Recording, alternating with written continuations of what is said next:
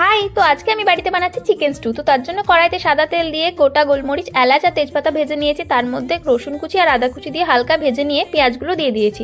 তো পেঁয়াজটা হালকা ভাজা হয়ে যাওয়ার পর আমি বড় বড় করে কেটে রাখা সবজিগুলোও দিয়ে দিয়েছি। এখানে একটা গোলমাল করে ফেলেছিলাম, এই পেঁয়াজটা ভাজার সময় আমাকে মাংসটা দিতে হতো, বাট আমি ফার্স্টে সবজিগুলো দিয়ে ফেলেছি, তারপরে আমি মাংসটা দিয়ে দিচ্ছি। তোমরা আগেও দিয়ে দিতে পারো মাংসটা।